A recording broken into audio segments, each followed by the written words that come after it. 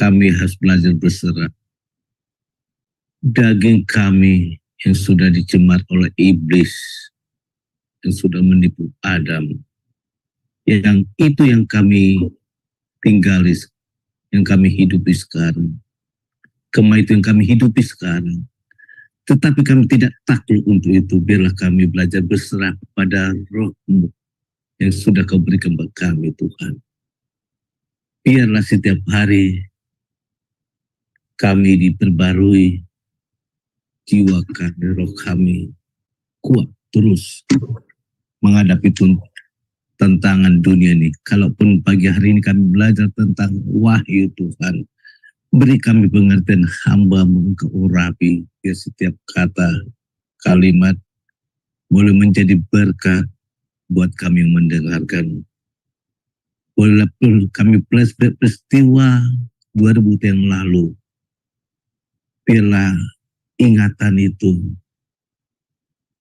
boleh terpancar dalam setiap diskusi kami mengerti. Dan suatu saat kami rindu melihat kejadian itu. Dan peringatan buat kami semua. Semua tim yang terlibat, baik membaca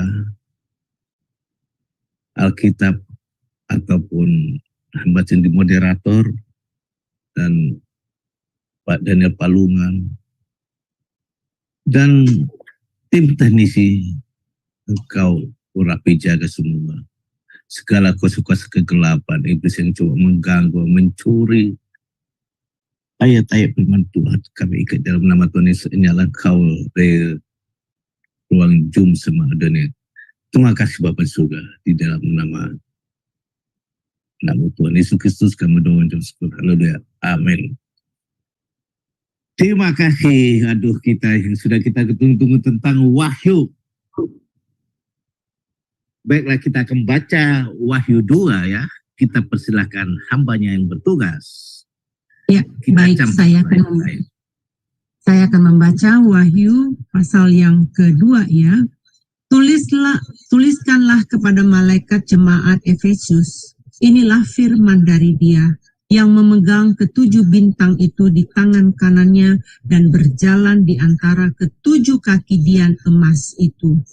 Aku tahu segala pekerjaanmu, baik jeripayahmu maupun ketekunanmu. Aku tahu bahwa engkau tidak dapat sabar terhadap orang-orang jahat, bahwa engkau telah mencobai mereka yang menyebut dirinya rasul, tetapi yang sebenarnya tidak demikian, bahwa engkau telah mendapati mereka pendusta. Dan engkau tetap sabar dan menderita oleh karena namaku, dan engkau tidak mengenal lelah. Namun demikian aku mencelah engkau, karena engkau telah meninggalkan kasihmu yang semula. Sebab itu ingatlah betapa dalamnya engkau telah jatuh. Bertobatlah dan lakukanlah lagi apa yang semula engkau lakukan. Jika tidak demikian, aku akan datang kepadamu dan aku akan mengambil kaki dianmu dari tempatnya, jikalau engkau tidak bertobat. Tetapi ini yang ada padamu, yaitu engkau membenci segala perbuatan pengikut-pengikut Nikolas yang juga kubenci. Siapa bertelinga, hendaklah ia mendengarkan apa yang dikatakan Roh kepada jemaat-jemaat. Barang siapa menang, ia akan kuberi makan dari pohon kehidupan yang ada di taman Firdaus Allah. Dan tuliskanlah kepada malaikat jemaat Smyrna. Inilah firman yang awal dan yang akhir, yang telah mati dan hidup kembali. Aku tahu kesusahanmu dan kemiskinanmu, namun engkau kaya, dan fitnah mereka yang menyebut dirinya orang Yahudi, tetapi yang sebenarnya tidak demikian. Sebaliknya mereka adalah jemaah iblis. Jangan takut terhadap apa yang harus engkau derita. Sesungguhnya iblis akan melemparkan beberapa orang dari antaramu ke dalam penjara supaya kamu dicobai dan kamu akan beroleh kesusahan selama 10 hari. Hendaklah engkau setia sampai mati, dan aku akan mengaruniakan kepadamu mahkota kehidupan. Siapa bertelinga, hendaklah ia mendengarkan apa yang dikatakan Roh kepada jemaat-jemaat. Barang siapa menang, ia tidak akan menderita apa-apa oleh kematian yang kedua. Dan tuliskanlah kepada malaikat jemaat di Pergamus. Inilah firman Dia yang memakai pedang yang tajam dan bermata dua. Aku tahu di mana engkau diam, yaitu di sana, di tempat tahta iblis.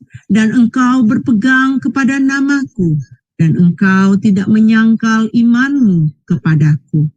Juga tidak pada zaman Antipas, saksiku, yang setia kepadaku, yang dibunuh di hadapan kamu di mana iblis diam. Tetapi aku mempunyai beberapa keberatan terhadap engkau. Di antaramu ada beberapa orang yang menganut ajaran Bileam, yang memberi nasihat kepada Balak untuk menyesatkan orang Israel, supaya mereka makan persembahan berhala dan berbuat zina. Demikian juga ada padamu orang-orang yang berpegang kepada ajaran pengikut Nikolaus. Sebab itu, bertobatlah. Jika tidak demikian, aku akan segera datang kepadamu, dan aku akan memerangi mereka dengan pedang yang di mulutku ini. Siapa bertelinga, hendaklah ia mendengarkan apa yang dikatakan Roh kepada jemaat-jemaat.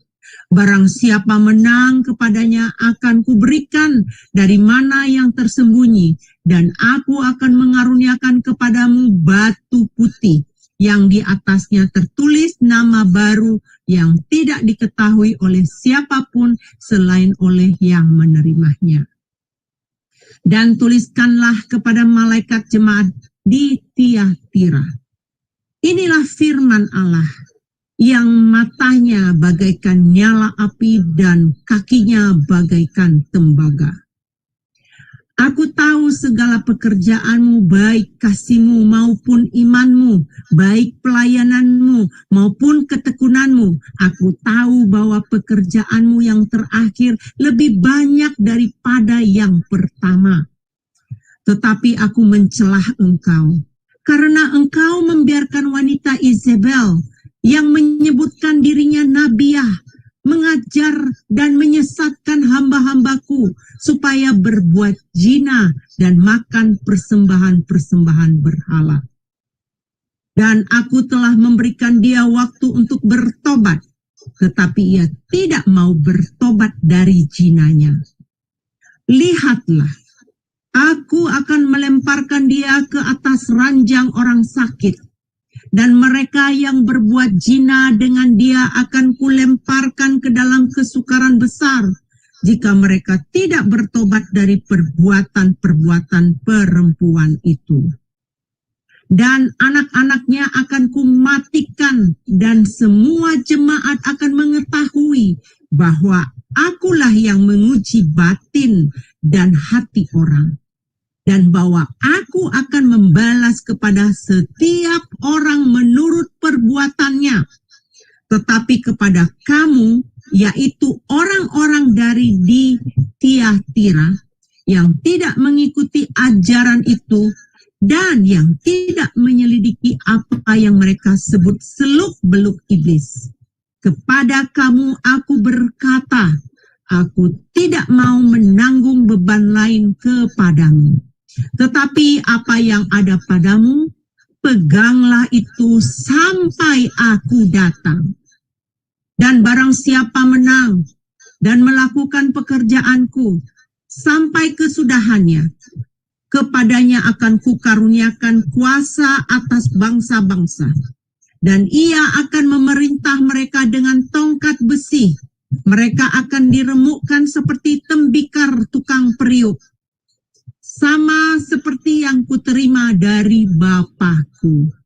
Dan kepadanya akan kukaruniakan bintang timur.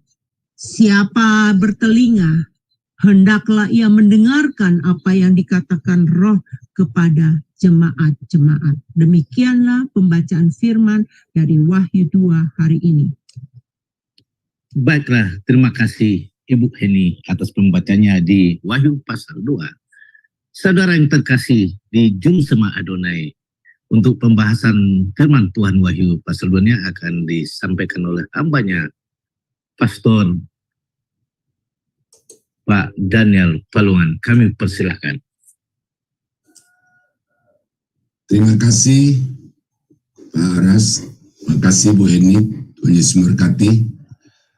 Salam saudara-saudara yang dikasihi Tuhan, selamat pagi, selamat berjumpa kembali dalam acara kita renungan pagi dan khusus untuk membahas kitab Wahyu. Kita sudah sampai di Wahyu pasal 2 dan ini merupakan rangkaian dari surat kepada ketujuh jemaat yang juga ditulis di dalam pasal yang ketiga. Nah, saya akan mencoba untuk membahas bagian demi bagian ini, jemaat per jemaat. Ya. Apakah bisa tuntas pasal 2? Nanti kita sesuaikan dengan situasi. Nah, saudara-saudara, surat yang pertama ditujukan kepada jemaat di Efesus. Ya, ini adalah satu jemaat yang cukup terkenal. Ya. Dan dari bacaan yang kita baca pasal 2 ayat 1 sampai ayat yang ke-7 ini, saudara, kita bisa melihat ada beberapa keunggulan-keunggulan, tetapi juga ada beberapa hal yang merupakan celaan Tuhan Yesus kepada jemaat itu. Nah, dimulai dengan ayat 1, di mana Yesus memperkenalkan diri, ya, sebagai sumber dari surat itu. Dia memperkenalkan diri yang dikatakan yang memegang ketujuh bintang. Nah, apa 7 bintang ini? Itu di dalam pasal sebelumnya kita sudah mempelajari bahwa itu berbicara tentang pimpinan jemaat yang ada di ketujuh jemaat yang disurati dalam ini. Atau istilah zaman sekarang adalah gembala-gembala. Artinya bahwa Yesus itu adalah pemelihara, pelindung, dan juga penopang kehidupan dari hamba-hambanya itu. Karena itu di dalam tangannya, di dalam kekuasaannya, di dalam pemeliharaannya. Ya. Dan juga Yesus yang berjalan di antara ketujuh kaki dian emas itu. Nah, Yesus adalah Allah yang selalu hadir di tengah-tengah jemaatnya, di tengah-tengah perkumpulan umatnya. Dia hadir. Dan di dalam pasal 2 ayat 1 ini dia menyatakan itu bahwa dia adalah Allah yang memelihara hamba-hambanya, dan dia juga Allah yang selalu hadir di tengah-tengah umatnya. Nah, karena dia selalu hadir di tengah-tengah umatnya, maka apapun yang terjadi, bagaimana perkembangan jemaat-jemaat itu, tidak ada yang tersembunyi. Dia tidak perlu minta informasi dari informan-informan, ya. Aku tahu segala pekerjaanmu, baik jeripayamu maupun ketekunanmu. Aku tahu bahwa engkau tidak dapat sabar terhadap orang-orang jahat, bahwa engkau telah mencobai mereka yang menyebut dirinya rasul, tetapi yang sebenarnya tidak demikian, bahwa engkau telah mendapati mereka pendusta. Nah, di sini ada beberapa prestasi pencapaian jemaat di Efesus ini, yaitu jeripaya. Ya.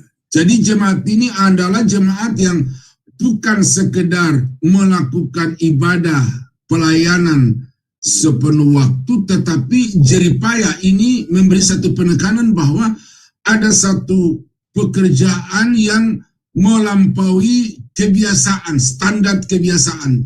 Tetapi itu dilakukan oleh jemaat di Efesus. bagi Tuhan di dalam pelayanan mereka. Kemudian prestasi yang kedua adalah ketekunan. Ini memberikan kepada kita nuansa bahwa jemaat di Efesus ini bukanlah jemaat yang secara sosial, secara politis, mungkin juga secara psikologi. Bukanlah jemaat yang nyaman, yang tentram, yang selalu semuanya tidak ada masalah. Tetapi jemaat juga yang menghadapi masalah, tetapi di tengah-tengah situasi kondisi yang begitu berat itu dikatakan bahwa jemaat itu tekun. Ini sesuatu yang luar biasa. Aku tahu bahwa engkau tidak sabar terhadap orang-orang jahat. Nah, ini berarti juga ada sesuatu usaha yang selalu membersihkan jemaat itu dari segala sesuatu yang berbau, berwarna kejahatan itu. Dan itu tidak ada kompromi. Pokoknya siapapun yang ingin berbuat jahat, itu diberantas dalam arti bahwa itu tidak diizinkan berkembang di dalam gereja jemaat di Efesus itu.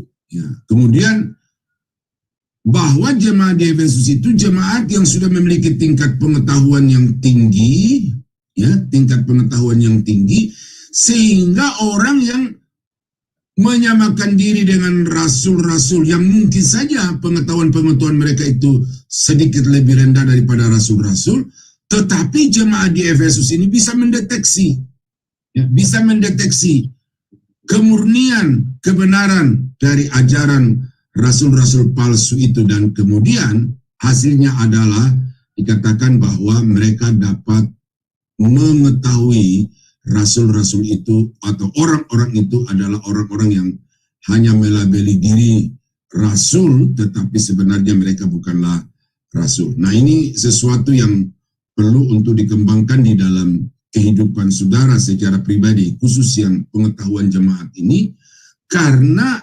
sekarang ini saudara-saudara, ya, berkembang begitu banyak pembicara-pembicara, pengajar-pengajar, baik di gereja-gereja lokal, di mimbar-mimbar secara onsite, tetapi juga di media-media sosial. Begitu banyak orang yang dengan mudahnya kita dapat melabeli mereka sebagai hamba-hamba Tuhan, tetapi sebenarnya mereka adalah pendusta-pendusta. Nah, kalau saudara tidak memiliki level pengetahuan seperti jemaat di Efesus ini, maka saudara akan menjadi mangsa, masuk ke dalam satu perangkat penyesatan yang kemudian membuat saudara akhirnya binasa, ya, gigit jari. Nah, itu ayat yang kedua.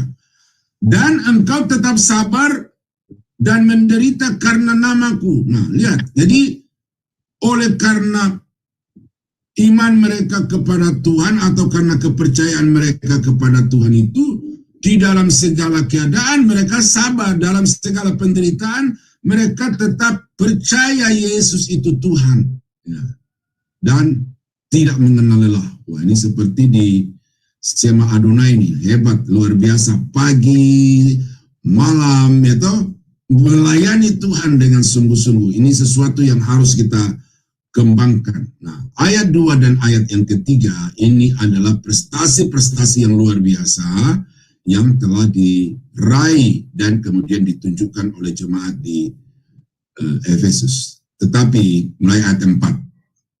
Namun, nah ini kontradiksinya di dalam hermeneutik yang saya ajarkan itu, ini namanya struktur kontras, ya.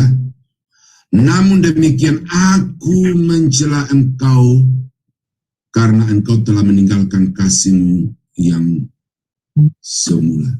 Nah, apa ini? Ini jemaat di Efesus ini, saudara-saudara, boleh dibilang sudah baru satu generasi berlalu, karena Wahyu ditulis tahun 90. Kemudian dimulai jemaat di Efesus ini oleh Paulus, ya, kurang lebih tahun 40-50 gitu, ya. Jadi satu generasi berlalu, muncul generasi kedua. Mereka generasi kedua ini melanjutkan prestasi-prestasi dari generasi pertama, tetapi yang hilang dari generasi yang sekarang yang ditulis dalam kitab pasal 2 ayat yang keempat ini adalah mereka telah kehilangan kasih yang semula itu. Nah, apa kasih yang semula itu? Di dalam bacaan-bacaan literatur yang saya baca, bahwa ada sesuatu yang tidak dilakukan lagi oleh jemaat di Efesus ini, yaitu mereka tidak lagi berpikir atau bergiat untuk menjangkau jiwa-jiwa baru bagi kerajaan Allah. Nah ini, jadi ini bukan soal keyakinan, bukan soal kesetiaan kepada Yesus, tetapi di sini adalah soal tanggung jawab untuk melakukan mandat ilahi, baik mandat spiritual maupun juga mandat kultural. Itu diabaikan oleh jemaat di Efesus karena mereka sibuk untuk memperkuat di dalam, mereka menghabiskan waktu memberdayakan semua dana potensi yang ada mereka untuk pembenahan secara internal, baik melalui ibadah-ibadah yang semuanya tertata rapi, juga pengembangan pendewasaan jemaat, pendidikan jemaat itu di dalam dilengkapi dengan semua fasilitas-fasilitas, tetapi kemudian mereka abai bahwa kita ini ada di tengah-tengah dunia ini, tujuannya adalah supaya kita menjadi pemberita Injil, saksi-saksi Kristus kepada orang-orang yang belum mengenal Dia. Nah, sebab itu ingatlah betapa dalamnya engkau telah jatuh, bertobatlah dan lakukanlah lagi apa yang semula engkau lakukan. Nah, jadi ini saudara, bertobat itu bukan saja meninggalkan dosa datang kepada Yesus, tetapi bertobat itu juga adalah mengubah pemikiran kita. Ya, jangan sampai saudara terjebak di dalam satu aktivitas yang rutin, ya, tetapi kemudian saudara memiliki sesuatu konsep pemikiran yang berbeda dengan apa yang dipikirkan oleh Yesus, oleh rasul-rasul, yang seharusnya itu menjadi landasan pikir kita untuk bertindak di dalam ibadah, dalam pelayanan, dan juga di dalam pengembangan gereja. Nah, ini ketika kita belajar tadi malam itu ada pertanyaan yang menanyakan tentang bagaimana hamba-hamba Tuhan sekarang itu telah mengalami yang namanya disorientasi pelayanan. Bagaimana mereka sekarang itu telah berfokus kepada hal-hal yang sebenarnya memang penting, tetapi bukan itu yang menjadi tujuan akhir di dalam pelayanan. Dan telah menjadikan standar bisnismen itu juga sebagai standar efektivitas pelayanan seorang pelayanan seorang hamba Tuhan. Nah, ini pemikiran, bukan aktivitas, bukan masalah hati, tetapi pemikiran yang berubah arah. Itu perlu ditobatkan kembali kepada yang utama, kembali kepada sebagaimana yang awal dicanangkan berdirinya gereja Tuhan di tengah-tengah dunia ini, supaya menjadi saksi Yerusalem, Yudea, Samaria sampai ke ujung bumi. Nah, ini ancamannya. Jika tidak demikian, aku akan datang kepadamu dan aku akan mengambil kakidianmu dari tempatnya jika engkau tidak bertobat. Artinya apa, saudara? Bahwa gereja itu tidaklah dapat disebut sebagai gereja kalau dia tidak menginjil. Maka saya di dalam, ada diktat saya tertentu, saya katakan gereja itu dapat dibagi di dalam minimal 3 kategori. Ada yang namanya gereja koperasi, ya, gereja koperasi, yaitu gereja yang berjuang untuk mensejahterakan anggota-anggotanya, memberdayakan jemaatnya secara ekonomi, sehingga semakin kaya, semakin sukses jemaat itu secara ekonomi, maka dikatakan gereja itu semakin diberkati Tuhan, semakin berkenan kepada Tuhan. Tetapi sebenarnya fokusnya adalah fokus materi. Nah, itu saya namakan sebagai gereja koperasi. Yang kedua adalah gereja paguyuban. Apa paguyuban itu? Bahasa Jawa guyub, itu berkumpul bersatu. Di mana kalau orang-orang dari Jawa Timur, katakanlah dari Pacitan datang ke Jakarta, lalu orang-orang Pacitan di Jakarta ini sepakat untuk mengadakan pertemuan sekali sebulan. Nah, itu namanya paguyuban. Sama juga gereja hanya mau berkumpul untuk lepas rindu, lepas kangen, melepaskan kasih sayang di antara sesama anggota. dan lepas dari itu tidak ada lagi. Nah, makanya gereja-gereja yang hanya mencari sukunya, yang mencari yang sebudaya dengan dia, ini hati-hati saudara-saudara ya, terjebak. Saya tidak anti gereja suku seperti gereja Batak, gereja Toraja, gereja Jawa, gereja Nias, ya kan? Itu pada satu sisi baik, secara pastoral lebih memudahkan hamba-hamba Tuhan untuk menerapkan Injil itu kepada mereka. Tetapi secara misiologi, ya, secara penjangkauan jiwa-jiwa baru, ini gereja-gereja seperti itu terperangkap di dalam satu tembok suku, tembok budaya, dan mereka tanpa sadar justru mereka dinodai dengan paham-paham yang berbasis kepada budaya, keyakinan-keyakinan budaya yang ada di agama-agama suku. Nah, ini hati-hati. Gereja tidak dipandang hanya dari segi bentuk organisasi, dari aktivitas-aktivitas rohaninya, tetapi gereja baru disebut sebagai gereja kalau gereja itu mengambil tugas tanggung jawab misi penjangkauan jiwa-jiwa bagi bangsa-bangsa. Nah, karena itulah maka Sema Adonai itu dapat dikelompokkan sebagai gereja.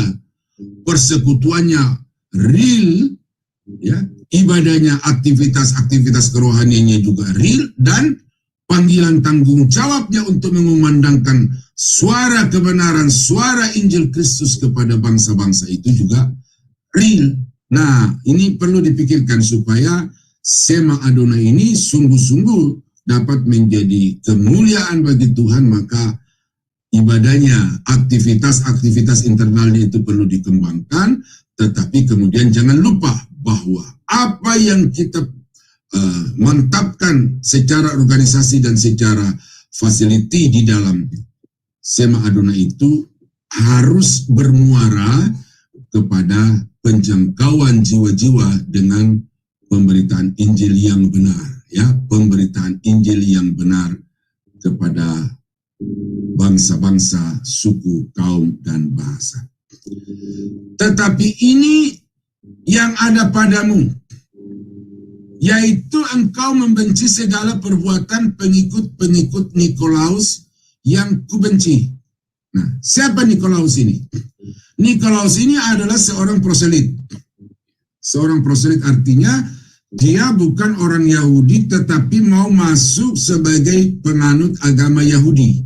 Tentu melalui seremoni-seremoni tertentu. Salah satunya adalah baptisan. Jadi Nikolaus telah bersedia membuka hati dan juga mentaati semua aturan-aturan agama Yahudi untuk dapat menjadi seorang penganut agama Yahudi dan akhirnya juga menjadi seorang Kristen.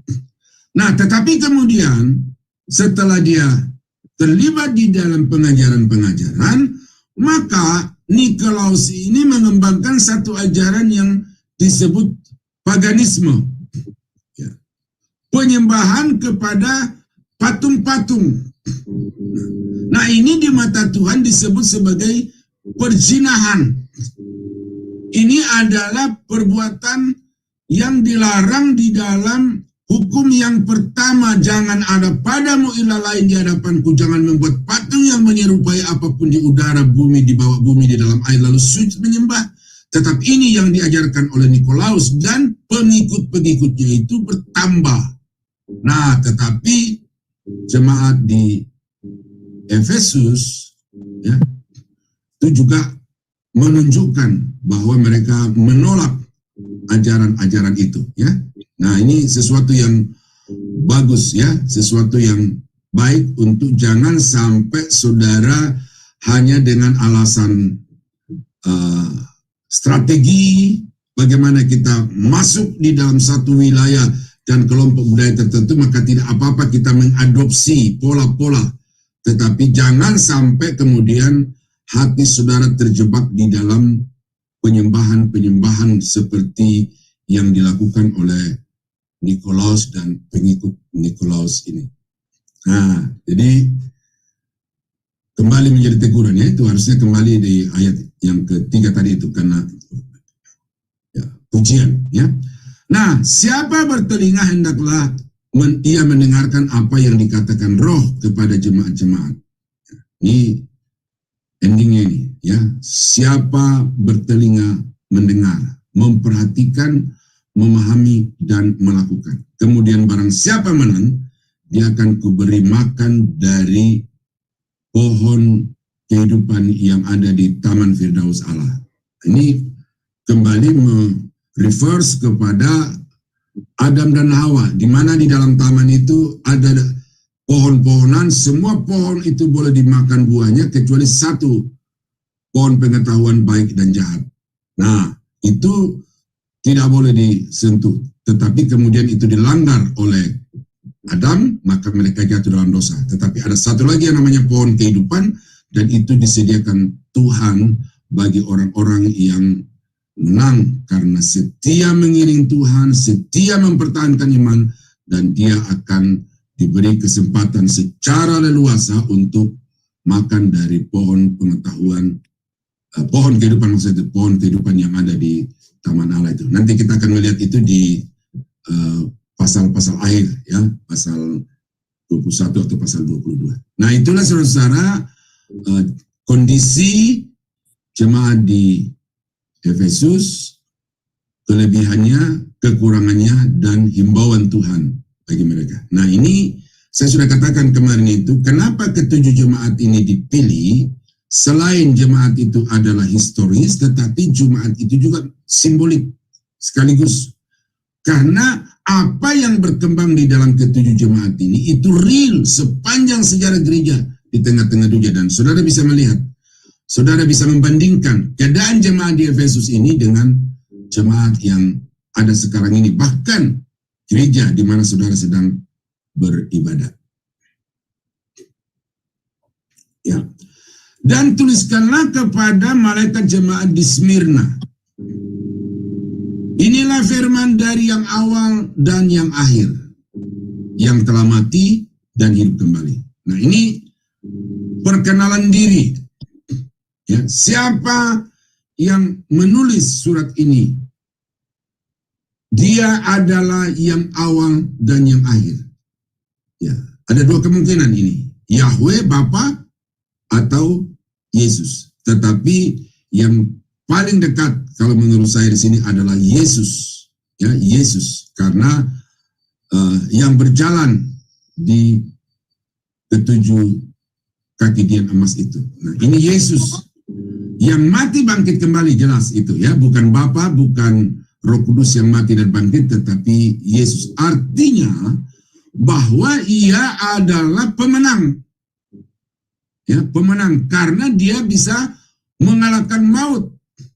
Walaupun juga kita melihat dari frasa itu bahwa dia tidak luput dari tantangan persoalan-persoalan kehidupan karena hidup di dalam kebenaran, karena panggilan pelayanan, karena panggilan penjangkauan orang-orang sesat kembali kepada Tuhan. Tetapi kemudian dia akhirnya menyatakan bahwa dia adalah Allah yang menang atas maut itu. Nah, itu sumber surat itu. Aku tahu kesusahanmu dan kemiskinanmu. Ini jemaat yang secara manusia ironi, sudah miskin, menderita pula. Ya. Aku tahu fitnah mereka yang menyebut dirinya orang Yahudi, orang-orang pilihan, orang-orang keturunan Abraham, orang-orang kudus. Itu klaim diri maksudnya gitu, ya. Aku tahu semua itu, kata Yesus. Tetapi engkau jemaat yang kaya. Kaya dalam hal apa, saudara? Di sinilah kita sudah bisa melihat itu. Perspektif.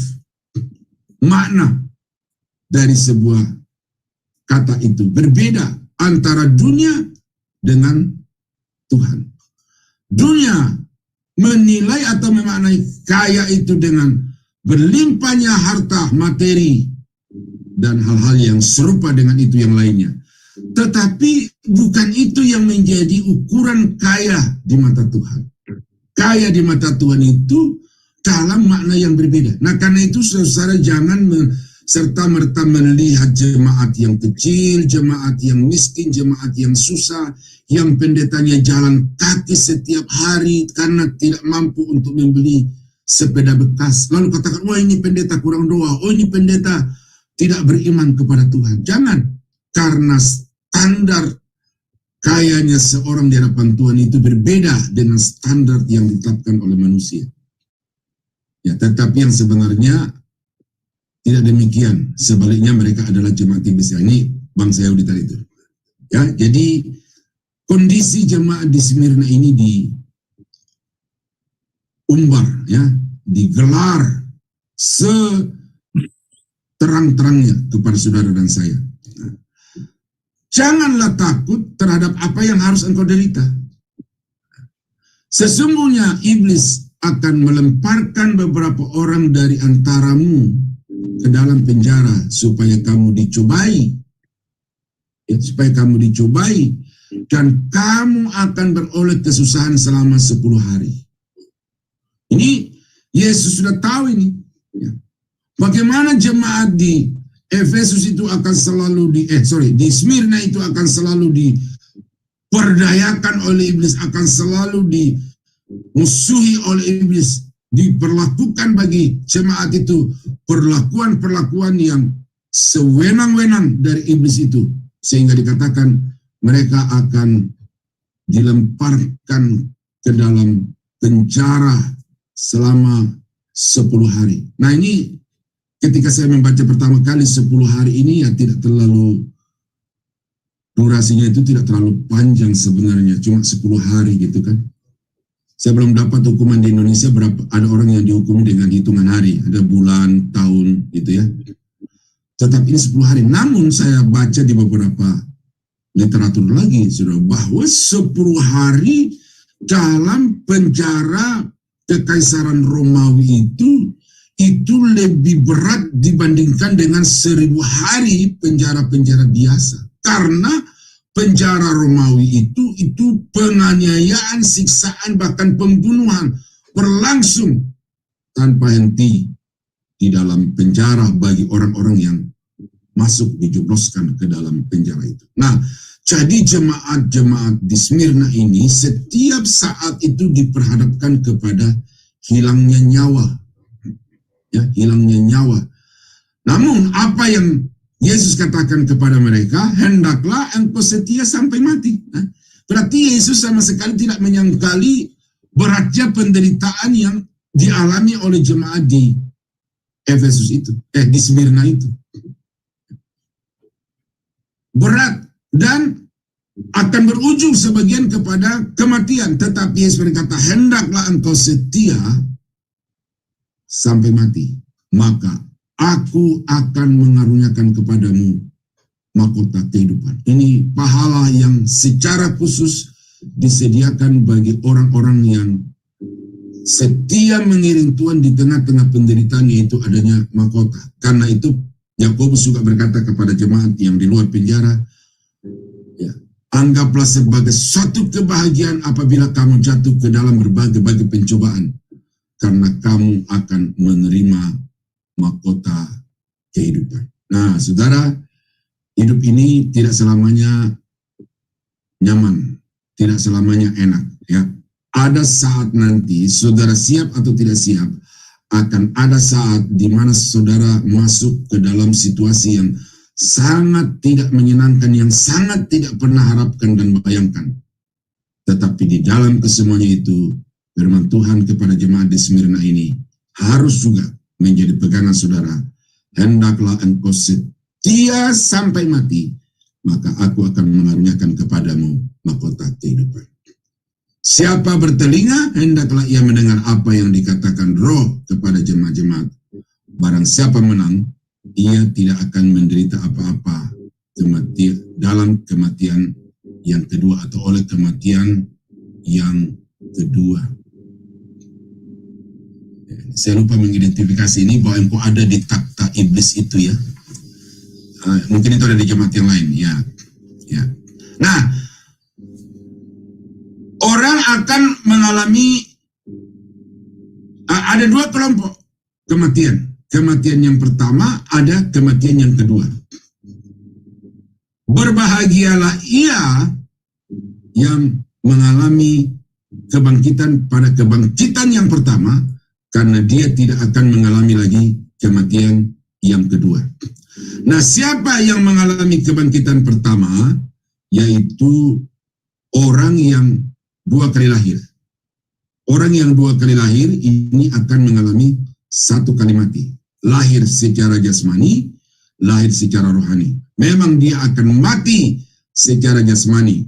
Itu kematian yang pertama, tetapi kemudian dia tidak akan masuk di dalam kematian yang kedua. Nah, siapa yang satu kali lahir, dia akan mengalami dua kali kematian. Satu kali lahir, hanya lahir secara alami, secara natural, secara biologis. Tetapi tidak secara kerohanian, lahir baru oleh Roh Kudus. Orang itu akan mengalami mati dua kali. Mati secara jasmani, dan yang kedua, kematian yang kedua, yaitu penghukuman yang kekal selama-lamanya di dalam api neraka, ya, lautan api yang di sana terdapat ratap dan kertak gigi siang malam sampai selama-lamanya. Ya, itu juga nanti kita akan, kematian pertama, kematian kedua itu nanti diperjelas di Wahyu pasal 22. Dan tuliskanlah kepada malaikat jemaat di Pergamus. Inilah firman Dia yang memakai pedang yang tajam dan bermata dua. Wah, ini Yesus di sini memperkenalkan diri dengan wujud yang berbeda. Dia memakai pedang yang tajam, yang bermata dua. Ini memiliki daya hancur yang luar biasa karena tajam dan bermata dua. Ya, ini tidak hanya bermakna bahwa firman itu bagaikan pedang bermata dua bisa kena kepada yang mendengar dan juga kepada yang berbicara, tetapi pedang yang tajam bermata dua di sini itu daya hukumnya itu luar biasa dibandingkan dengan pedang yang lain, dengan hukuman-hukuman yang lain. Ya, ya ini. Aku tahu di mana engkau diam, yaitu di sana di tempat takhta iblis. Ini yang tadi ayat yang saya cari. Ya, saya pikir itu di Smyrna, ternyata di Pergamus. Ya. Kenapa disebut diam di tempat takhta iblis? Karena kota itu dipenuhi dengan kuil-kuil, tempat-tempat peribadatan penyembahan kepada roh-roh jahat. Dan di tengah kota atau di tengah kampung yang penuh dengan kuil-kuil penyembahan kepada berhala itu, disitulah jemaat ini berdiri. Nah, karena itu maka disebut berada di takhta iblis. Dan engkau berpegang kepadaku. Nah, tidak terpengaruh oleh situasi, kondisi budaya sekitarnya, tetapi jemaat itu berpegang teguh kepada keyakinan kepada nama Yesus. Engkau tidak menyangkal imanmu kepadaku. Setia.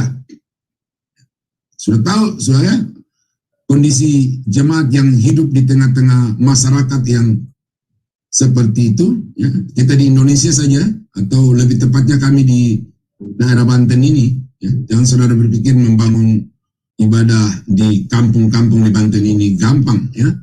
Saya alami itu ketika awal-awal saya memulai pelayanan itu 10 tahun pertama itu luar biasa. Dan yang terakhir itu adalah surat dari lurah dengan 3 pertimbangan. Salah satunya adalah inspirasi, berdasarkan aspirasi dari tokoh-tokoh masyarakat. Maka kepada Daniel kami perintahkan untuk menutup kegiatan ibadah itu. Jadi di Indonesia kondisinya begitu. Di Pergamus juga begitu. Ya, karena yang anarkis itu bukan hanya orang-orang di Indonesia, tetapi saya lihat juga di India itu, ya, betapa anarkisnya terhadap kelompok-kelompok yang tidak sepaham. Nah, ini saya yakin ini kelanjutan sejarah dari apa yang telah dialami oleh jemaat di Pergamus, tetapi jemaat itu tetap berpegang kepada nama Tuhan, tetap beriman kepada nama Yesus. Ya. Dan di hadapan mereka ini, kejahatan yang mereka saksikan langsung itu, Antipas ini, ada seorang santo, seorang pelayan Tuhan yang ditugaskan untuk melayani di Pergamus, tapi itu dibunuh oleh masyarakat di depan mata jemaat di Pergamus itu. Ya, tetapi jemaat itu setia, tidak menyangkal imannya kepada Tuhan. Nah, ini mungkin lagu yang kita dengar itu. I have decided to follow Jesus, no coming back, no coming back. Nah, itu mungkin lagu itu berkumandang, ya.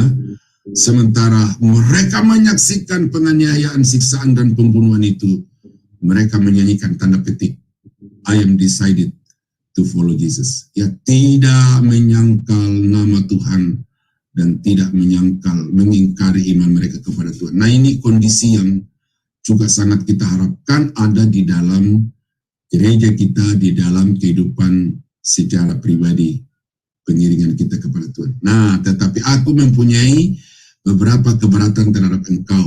Di antaramu ada beberapa orang yang menganut ajaran Bileam.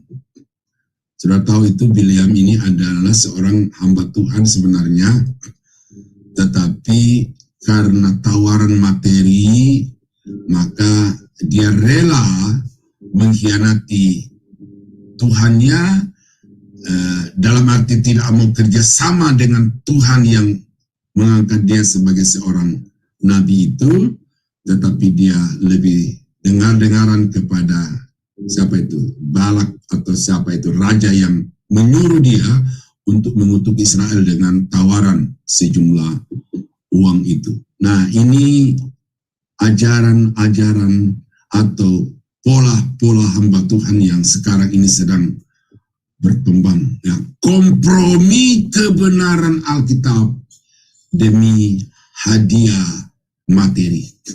Karena itu selalu saya katakan kepada murid-murid saya, kita mesti hati-hati sekarang, karena di gereja-gereja sekarang itu, ya, di gereja-gereja sekarang itu ada dua kurios. Ya, kurios dalam arti Tuhan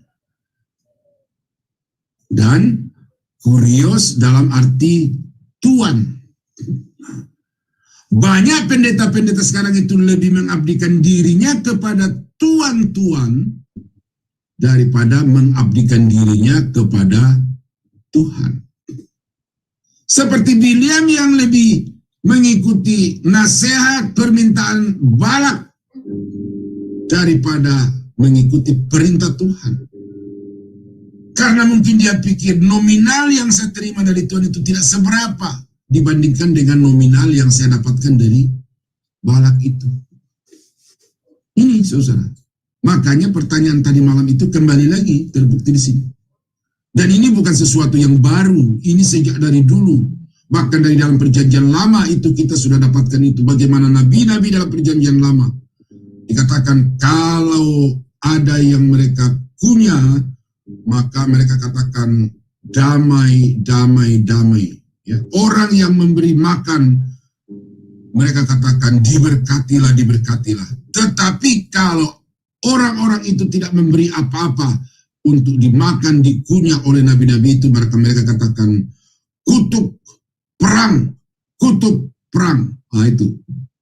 Jadi kepada orang-orang yang miskin dia begitu tajam berbicara, tetapi begitu bertemu dengan orang-orang kaya, dengan lembut dia berbicara. Bahkan secara terang-terangan dia memungkiri kebenaran firman Allah demi mencapai tujuan ekonomis. Nah, Paulus berkata di dalam Galatia, adakah ku cari perkenanan manusia? Adakah ku cari perkenanan Tuhan? Seandainya aku masih mencoba untuk mencari perkenanan manusia, maka sesungguhnya aku bukanlah hamba Tuhan. Saudara tidak bisa mengabdi kepada dua tuan, ya, itu ajaran Yesus. Harus salah satunya. Dan karena itu maka dari jemaat di Pergamus ini kita belajar, ya, jangan sampai kita menjadikan orang-orang kaya di dalam gereja itu sebagai tuan-tuan yang kita harus servis, yang harus kita puaskan, tetapi kemudian mengkhianati Tuhan atas segala Tuhan dengan mengorbankan ajaran dan kebenaran firman-Nya. Ya. Ini ajaran-ajarannya ini. Demikian juga ada padamu orang yang berpegang kepada ajaran pengikut Nikolaus. Ya, tadi itu saya jemaat di Efesus itu. Jadi mengikuti ajaran Biliam, mengikuti ajaran pengikut-pengikut Nikolaus. Ya, tidak ada indikasi di sini bagaimana performa, ya, penampilan, bagaimana mereka mengolah kata di atas mimbar kepada jemaat itu dari orang-orang itu. Tapi yang pasti orang-orang ini begitu mempesonakan jemaat, begitu diidolakan oleh jemaat di Pergamus, sehingga baik Biliam, ajaran penganut ajaran Biliam maupun penganjur ajaran Nikolaus itu dikagumi, dan karena itu diterima sekalipun ajaran mereka itu jelas-jelas bertentangan dengan firman Tuhan. Ini sesuatu yang harus kita waspadai sekarang ini di gereja-gereja kita. Karena kadang-kadang kita tidak bisa lagi membedakan mana pendeta dan mana Alkitab. Ada orang-orang Kristen tertentu yang sudah menjadikan pendetanya itu lebih berotoritas daripada Alkitab. Sehingga kalau kita mencoba koreksi pendetanya itu dengan ajaran Alkitab, maka kemudian mereka serta-merta melakukan satu pembelaan diri, pertahanan diri untuk menjaga tuan mereka. Pendeta, saya boleh katakan nabi mereka itu, dari serangan-serangan pendeta-pendeta yang menganut kebenaran Alkitab. Nah ini, saudara ya, relevan, sangat relevan dari jemaat Pergamus ini untuk jemaat yang ada di dunia dan di Indonesia sekarang ini. Sebab itu bertobatlah, ya. Jika tidak demikian, aku segera datang kepadamu, dan aku akan memerangi mereka dengan pedang yang dari mulutku. Nah, jadi apa yang dinyatakan di awal surat itu, perkenalan dari pribadi yang merupakan sumber surat itu dipraktekkan berkaitan dengan apa yang dia lakukan terhadap jemaat itu. Kalau ini dia menyandang pedang bermata dua, itu berarti penghukuman. Sedang dia datang dengan ancaman penghukuman. Kalau engkau tidak bertobat, maka engkau akan hukumkan. Karena itu bertobatlah, ya, bertobatlah. Siapa bertelinga, hendaklah ia mendengarkan apa yang dikatakan Roh kepada jemaat-jemaat. Barang siapa menang, ia akan kuberikan dari mana yang tersembunyi. Mana yang tersembunyi di sini? Ya, mana yang biasa itu adalah roti yang dimakan oleh bangsa Israel setiap pagi waktu mereka keluar dari Mesir ke tanah Kanaan. Mana? Tetapi mana itu diklaim oleh Yesus bahwa akulah roti hidup yang turun dari surga. Berarti Yesus itu adalah mana yang hidup, mana yang memberi kehidupan yang kekal. Nah, berarti mana di sini bisa Yesus. Atau bisa juga firman Tuhan. Firman itu adalah roti hidup. Nah, berarti orang yang menang, maka Yesus sendiri akan tinggal di dalam orang itu. Ya. Itu saja yang saya mau angkat itu. Bahwa orang-orang yang menang melawan segala ajaran Biliam, segala ajaran Nikolaus, maka Yesus akan tinggal di dalam diri orang itu. Tetapi selama orang itu menganut ajaran Biliam dan ajaran Nikolaus, maka Yesus akan ada di luar, ya, di luar. Dia tidak mengetuk, ya, dia tidak mengetuk seperti jemaat di Laodikia nanti, ya. Tetapi ini dia tidak mau masuk ke dalam orang-orang yang memang hatinya dipenuhi dengan ajaran Biliam dan ajaran Nikolaus itu. Dan aku akan mengaruniakan kepadamu batu putih. Nah, apa ini batu putih? Ini sistem pengadilan pada waktu itu tidak seperti dengan sistem pengadilan sekarang saat vonis. Kalau vonis sekarang itu, apakah vonis hukuman atau vonis bebas, itu dengan ketok palu. Ya.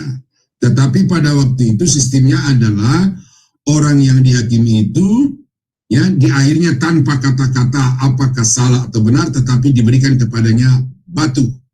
Ada 2 batu, batu hitam dan batu putih. Nah, batu putih itu diberikan kepada orang yang dinyatakan menang, yang dinyatakan benar, dan di atas batu putih itu tertulis namanya, tidak bisa digantikan, tidak bisa dihapuskan oleh siapapun, dan juga tidak diketahui oleh siapapun kecuali orang itu. Artinya apa? Jaminan keselamatan itu ada pada orang-orang yang tekun mengiring Yesus di tengah-tengah penderitaannya. Kepadanya akan diberikan vonis menang, vonis hidup, vonis berhak atas kehidupan yang kekal bersama-sama dengan Tuhan. Saya coba percepat dengan satu ini. Dan tuliskanlah kepada malaikat jemaat di Tiatira. Ini satu kota lain lagi, ya, di Asia Kecil itu. Inilah firman anak Allah yang matanya bagaikan nyala api. Nah, ini bukan matanya api, tetapi seperti nyala api. Artinya apa, saudara? Tidak ada yang tersembunyi, ya, karena kalau saudara mau tahu bagaimana kualitas dari sebuah materi, bahan-bahan itu, bakar saja. Maka akan tampak mana bahan yang bagus, mana bahan yang tidak bagus. Itu dalam 1 Korintus pasal 3 itu. Jadi kenapa Yesus menganalogikan matanya itu bagaikan api? Artinya di hadapan Yesus tidak ada sesuatu yang tersembunyi. Ini jangan sampai saudara mencoba-coba main kucing-kucingan dengan Tuhan. Saudara bisa main kucing-kucingan dengan suami atau istri, anggota-anggota keluarga, ataupun dengan rekan kerja saudara, ataupun mungkin dengan bos saudara di kantor. Saudara bisa main kucing-kucingan untuk mendapatkan keuntungan pribadi. Tetapi saudara tidak bisa main kucing-kucingan dengan Tuhan, karena matanya itu bagaikan nyala api dan kakinya bagaikan tembaga. Ini sesuatu yang keras, sesuatu yang dapat menghancurkan. Ini berarti juga kemahatauan dan otoritas untuk menghukum. Itulah anak Allah yang berperkara atau yang mengirim surat kepada jemaat di Tiatira. Aku tahu segala pekerjaanmu, baik kasihmu maupun imanmu. Luar biasa, ya.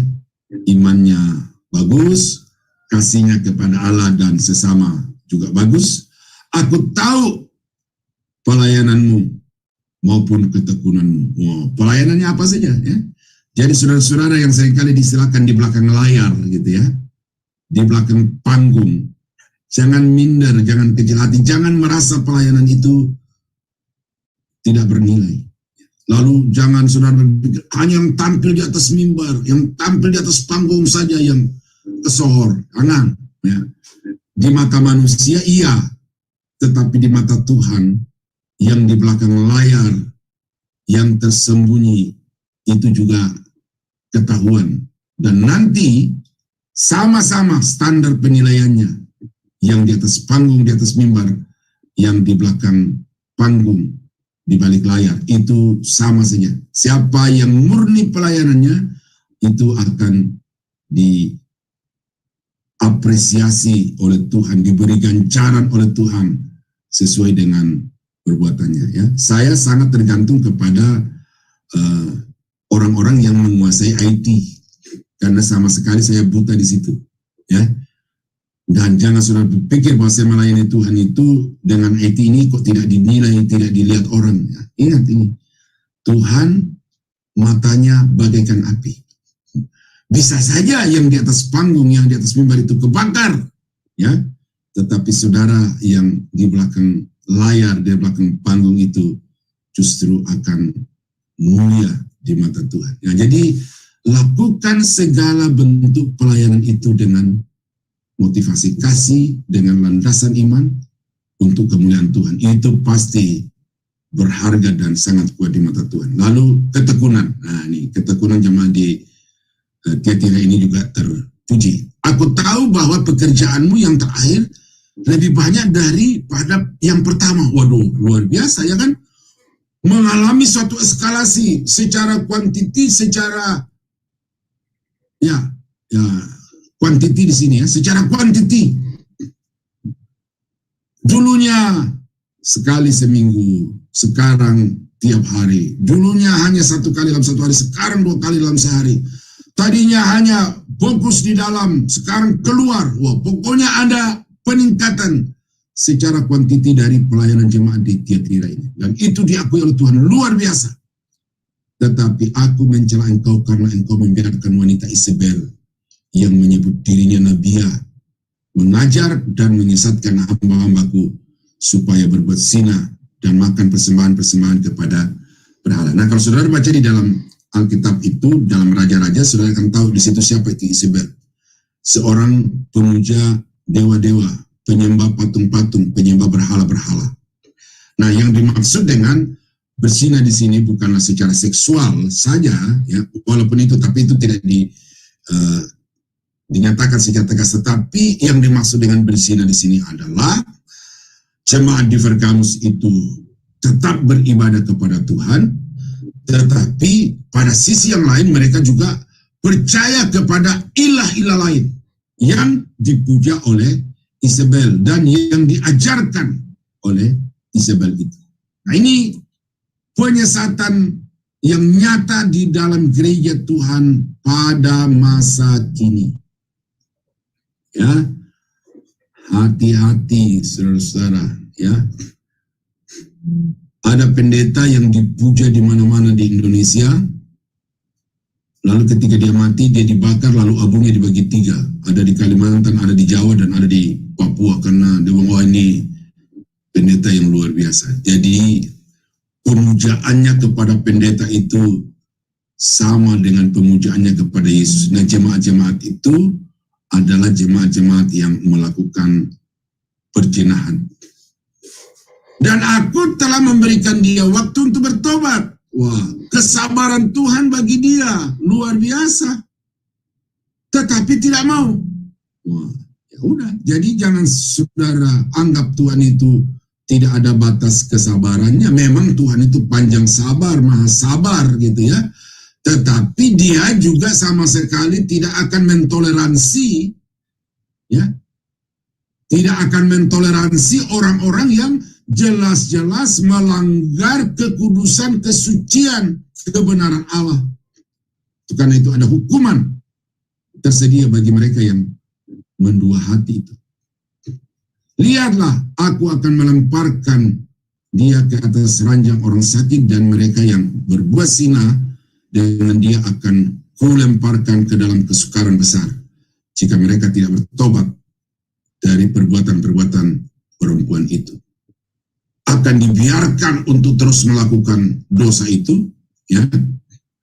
Ini jangan saudara pikir pembiaran itu merupakan anugerah atau kebaikan Tuhan. Pembiaran itu adalah satu bentuk hukuman yang semakin memperparah dosa-dosa saudara, dan dengan demikian juga akan memperbesar akibat dari dosa-dosa itu. Kalau saudara sudah tidak ditegur, itu berarti ada 2 kemungkinan. Saudara sudah betul-betul nyaman, aman, atau sebenarnya saudara sedang ada di satu ambang kehancuran. Ya? Karena kita berkata, barang siapa kukasihi, dia kutegur. Ya? Kalau ada orang yang dinasehati dan tidak mau mendengarkan nasihat, anggaplah dia sebagai iblis. Nah, jadi akhirnya ke situ. Dan anak-anaknya akan mengalami penderitaannya. Ini lintas generasi, ya, lintas generasi akibat daripada perbuatan dosa. Nah, ini bedanya dosa dengan keselamatan. Dosa itu bisa menular, tapi keselamatan tidak bisa menular. Saudara, ya. Jadi jangan saudara pikir bahwa satu orang bertobat seisi rumahnya diselamatkan. Itu tidak bisa begitu, ya. Enak aja gitu, bapaknya pendeta, anak-anaknya otomatis enggak ada itu, ya. Jadi keselamatan itu personal, tetapi kalau dosa itu bisa berdampak komunal. Ya. Ya. Nah, pembalasan Tuhan itu sesuai dengan perbuatan. Tetapi kepada kepada kamu, yaitu orang-orang lain di Tiatira yang tidak mengikuti ajaran itu dan yang tidak menyelidiki apa yang mereka sebut seluk-beluk iblis. Kepada kamu aku berkata, aku tidak akan menanggungkan beban lain kepada kamu. Jadi artinya tetap ada pembedaan, saudara. Penghukuman itu tidak berlangsungkan secara merata atas kelompok, tetapi dalam kelompok itu tetap ada pembedaan-pembedaan. Orang per orang itu akan dihakimi, dan orang-orang yang tetap berpegang kepada ajaran kebenaran itu diperlakukan secara berbeda, yaitu dikatakan, aku tidak akan menanggungkan beban lain kepadamu. Tetapi apa yang ada padamu, peganglah itu sampai aku datang. Nah, ini bagi saudara yang sudah ada dalam kebenaran, jangan sampai saudara lalai, lalu kemudian nanti beralih atau meninggalkan apa yang sudah ada pada saudara. Iman, kebenaran yang sudah ada pada saudara, Yesus yang jelas-jelas sudah menjadi Tuhan dan Juru Selamat saudara itu pertahankan. Sekalipun kemudian ada banyak ajaran-ajaran yang mulai menggradasi ketuhanan Yesus, tetapi saudara ingat di pelajaran pertama atau pasal 1 saya sudah tegaskan itu kuat-kuat, dan Yesus berkata di sini, peganglah apa yang ada padamu sampai aku datang. Dan barang siapa menang dan melakukan pekerjaanku sampai kesudahannya, kepadanya akan kukaruniakan kuasa atas bangsa-bangsa. Ini pada masa pemerintahan mesianik, pemerintahan Kristus di atas muka bumi ini, orang-orang yang bertahan setia melayani sampai kepada akhir hidupnya, itu akan diberikan kedudukan jabatan di dalam pemerintahan mesianik yang di dalam kitab Wahyu ini jelas itu kerajaan 1000 tahun. Nah, dan ia akan memerintah mereka dengan tongkat besi. Ada otoritas penuh di dalam tangan orang itu, sama seperti otoritas yang ada di dalam Yesus. Karena itu saudara-saudara, saya singgung sedikit, pemerintahan mesianik di atas muka bumi ini sangat berbeda dengan pemerintahan Allah di dalam langit baru bumi baru. Karena di dalam pemerintahan mesianik di atas muka bumi ini itu masih ada kelompok bangsa-bangsa, masih ada orang-orang jahat yang akan dihukum dengan gada besi. Jadi kalau ajarannya hamba Tuhan yang populer di YouTube itu bahwa nanti di langit baru bumi baru itu ada dua kelompok, yaitu ada bangsa-bangsa sebagai rakyat dan kemudian kita sempurna, itu berarti dia belum mengidentifikasi kerajaan kekal itu dengan kerajaan 1000 tahun pemerintahan Yesus di atas muka bumi ini. Dan itu kesimpulan yang gegabah, kesimpulan yang sangat prematur. Ini berbicara tentang kerajaan mesianik di atas muka bumi ini. Berapa lama? Kitab Wahyu mengatakan itu berlangsung selama 1000 tahun. Dan orang-orang yang setia melayani dan mengiring dia, itu akan diberikan juga kekuasaan di dalam pemerintahan itu. Dan kepadanya akan kukaruniakan bintang timur. Bintang timur di sini, di dalam Alkitab itu ada dua bintang timur. Bintang timur itu berbicara kepada Lucifer, tetapi bintang timur yang lain dalam kitab Wahyu itu berbicara tentang Yesus. Jadi ada satu penghargaan besar yang diberikan kepada orang itu, yaitu Yesus sendiri. Ya, siapa bertelinga, hendaklah ia mendengar apa yang dikatakan Roh kepada jemaat-jemaat. Nah, jadi saudara, ya ini memang terpacu dengan waktu, jadi ya ada bagian-bagian yang saya sampaikan secara cepat, tetapi apa yang saya sampaikan itu mendasar, dan saya harap saudara kalau penasaran dengan apa yang saya jelaskan belum jelas, saudara putar lagi, supaya saudara menangkap. Apa yang saya sampaikan ini tidak menyimpang dari apa yang ada di dalam kitab Wahyu, dan dari banyak buku-buku yang saya baca ini saya sampaikan kepada saudara. Nah, kiranya Tuhan memberkati, sehingga melalui pasal 2 ini, jemaat-jemaat yang kita sudah pelajari bersama-sama, kita belajar bagaimana kita harus menata diri di dalam pengiringan kita kepada Tuhan, di dalam pelayanan kita kepada Tuhan, supaya kita masuk di dalam kategori orang-orang yang menang. Terpujilah nama Tuhan. Kita tunduk kepala, kita berdoa. Bapa di surga, terima kasih kami sudah mendengarkan firman-Mu. Kiranya apa yang sudah kami pelajari pada hari ini, kami boleh tahu bagaimana harus beriman, bagaimana harus melayani, dan juga bagaimana kami harus mengiring Tuhan. Terima kasih Bapa, dalam nama Yesus kami berdoa untuk firman-Mu pada pagi hari ini. Haleluya. Amin. Amin, amin. Terima kasih Pak Daniel Palungan. Aduh, kita sebagai anak-anak Tuhan, mudah-mudahan kita mengerti posisi di mana kita saat ini. Ada yang tahu. Baiklah, untuk merespon firman Tuhan, ya, kita mendengar satu pujian dari Pak. Terima kasih atas segala pengajaran-Mu di Wahyu 2 ini Tuhan. Biarlah kami introspeksi diri Tuhan.